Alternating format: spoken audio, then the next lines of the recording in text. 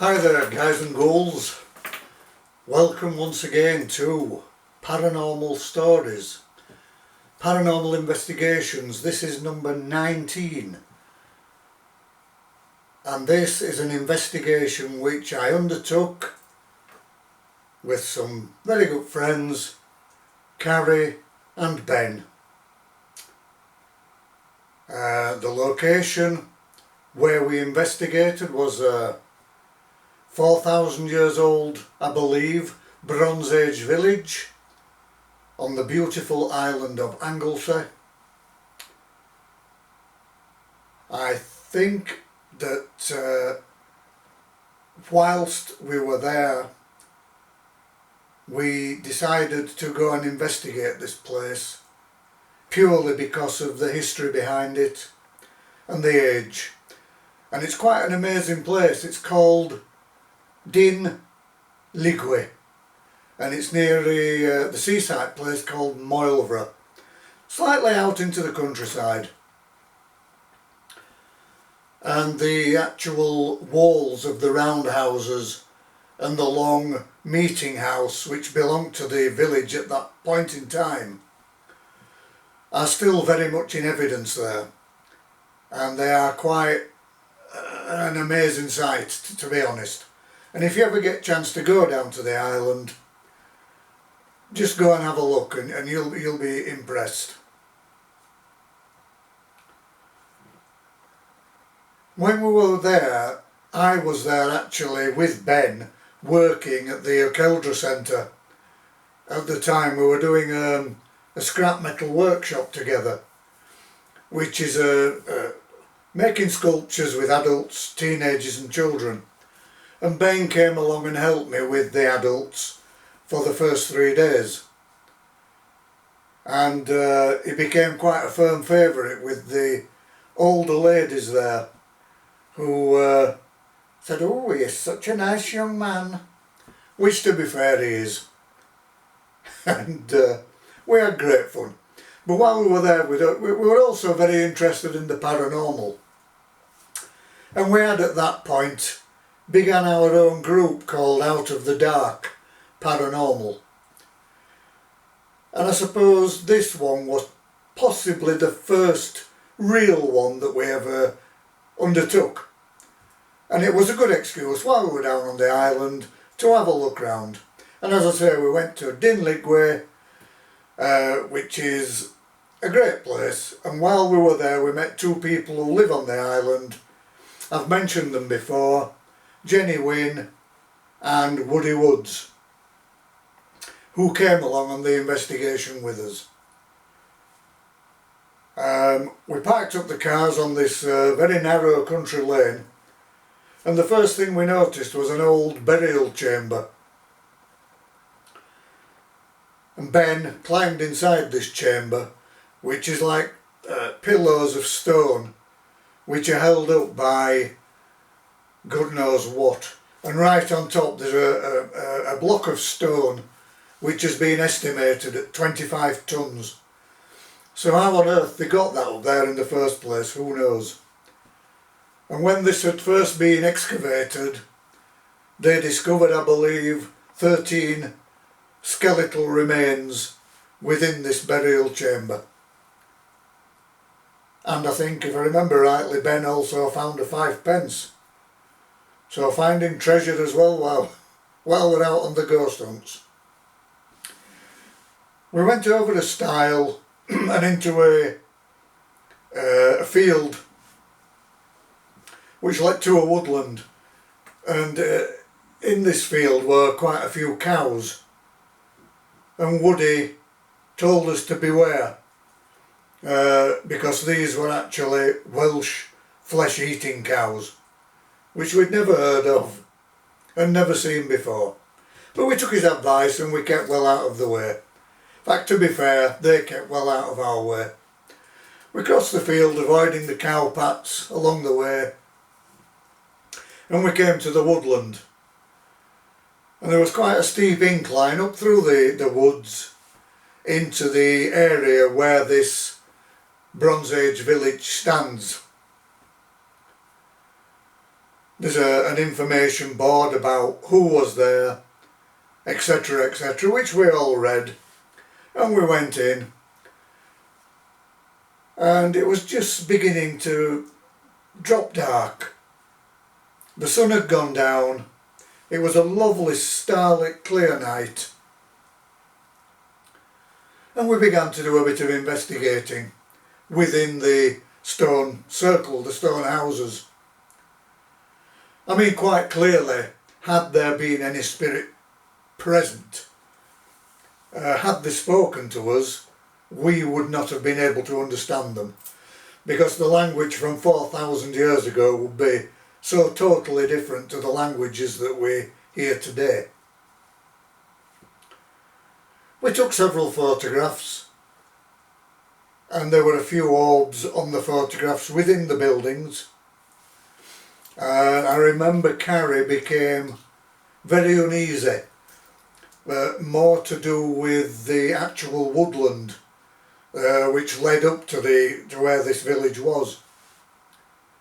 She had this feeling as though spirit was there, and spirit was actually watching us from within the woods, hidden behind the trees and bushes. I personally felt okay.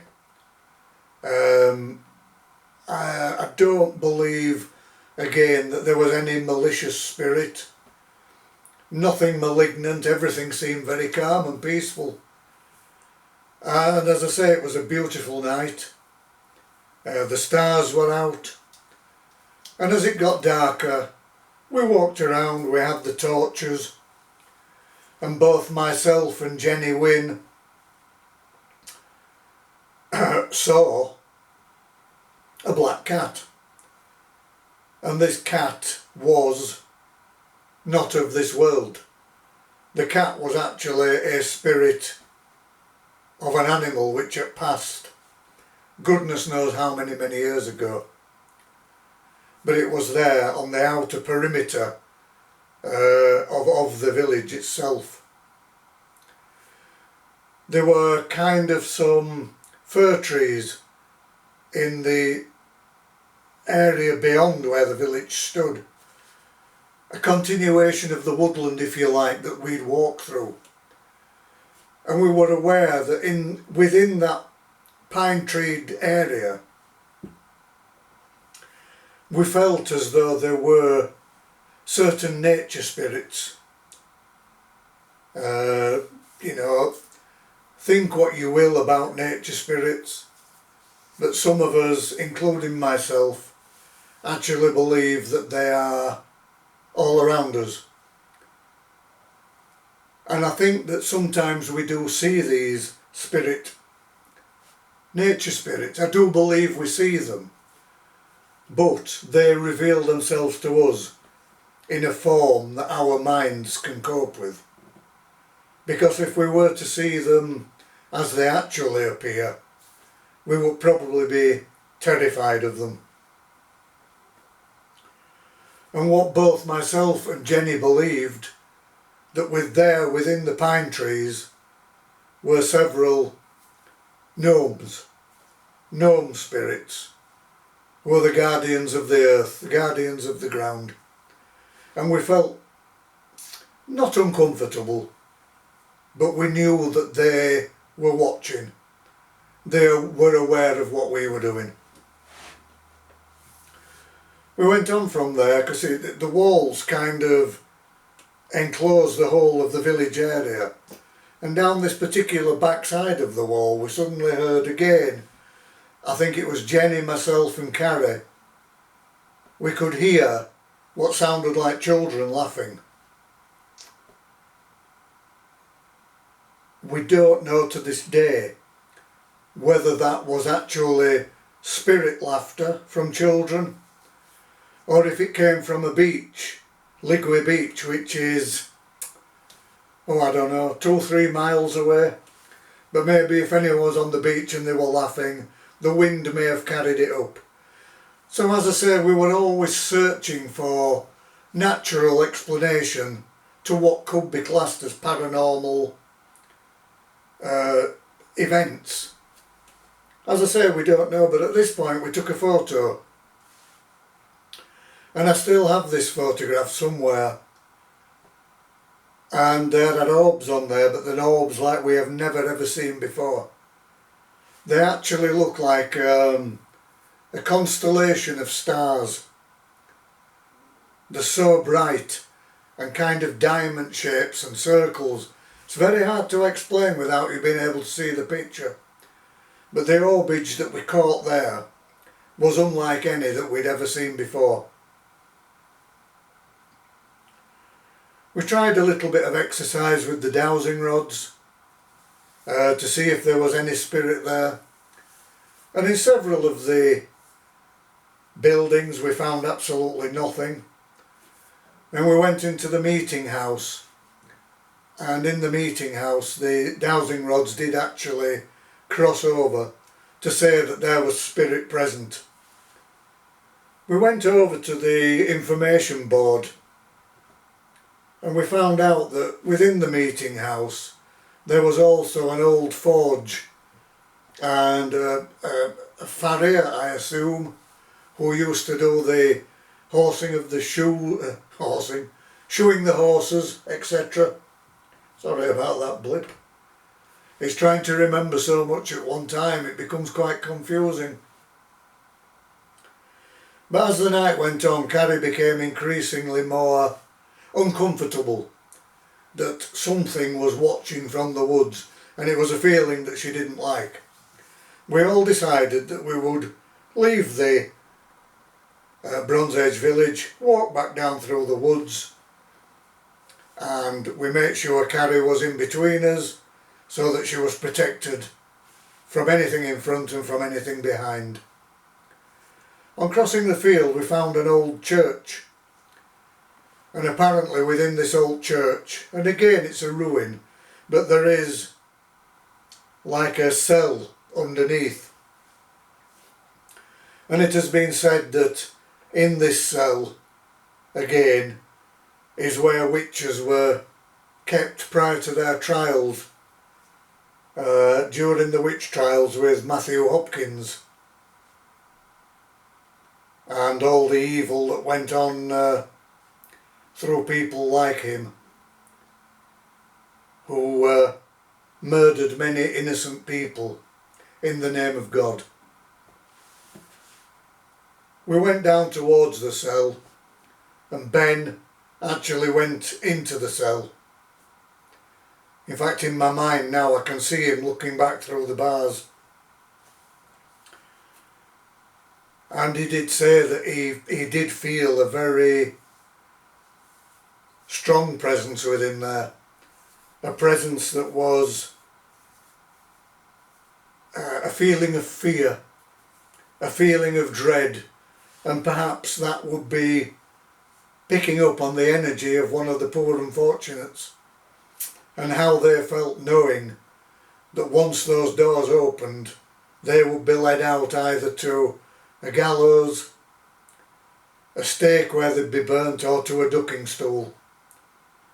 So I think Ben may have picked up on the energy of one of these poor women, or men. We took a few more photos, we got a few orbs, we looked back towards the woodland where the Bronze Age village is, and we saw what we believed were shadows, but again with the night, the moon and the stars, it could have been any number of things, to be fair. We called the investigation, we called it a night. Woody and Jenny went back to their home in Menai. Carrie, Ben and I returned to our bungalow at Triada Bay. We took the dogs out for a walk onto the beach, settled in for the night and checked the images on the cameras and on the video cameras. And as I say, besides the orbs and the picking up of the children laughing, there was very little to report. However, it was a very, very good night for us, and it was a really good start for us as Out of the Dark Paranormal. And while we were on the island, the day after, we went and we investigated Penrose Coastal Park, and I will report on that one in the next upload. So if you've enjoyed what you've heard, please feel free to leave a comment.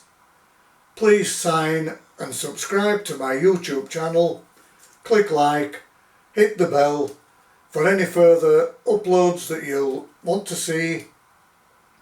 There are quite a few more yet in this series to come, and I thank you all once again for listening. I really do appreciate it. Namaste.